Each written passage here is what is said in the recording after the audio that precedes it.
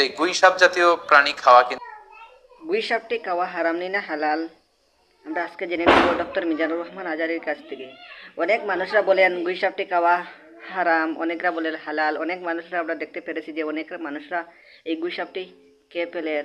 তাই আজকে আমরা ডক্টর মিজানুর রহমান আজারি হুজুরের কাছ থেকে আজকে আমরা সরাসরি জেনে নিব উনি কি বলেন, এটা খাওয়া হারাম না হালাল। তাই আমরা শুনি কথাগুলা।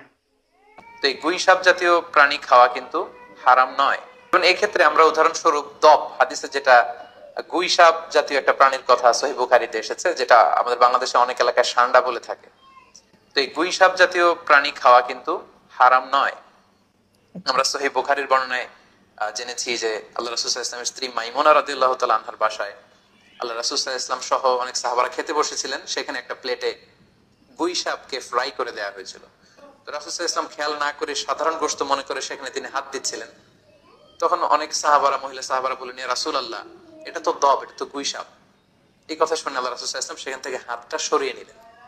তো এই দৃশ্য দেখে খালিদ ইবনে ওয়ালিদ রাদিয়াল্লাহু তাআলা উনি জিজ্ঞেস করলেন, ইয়া রাসূলুল্লাহ, গুই সাপ খাওয়া কি হারাম?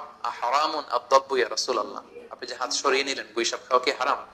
আল্লাহ রাসূল সাল্লাল্লাহু আলাইহি ওয়াসাল্লাম বললেন যে না, গুই সাপ খাওয়া হারাম নয়, তবে আমি এটা খেয়ে অভ্যস্ত নই, আমাদের এলাকাতে এটা পাওয়া যায় না, এজন্য আমি এটা খাচ্ছি না। তাহলে বোঝা গেল এক্ষেত্রে এটা রুচির সাথে সম্পৃক্ত।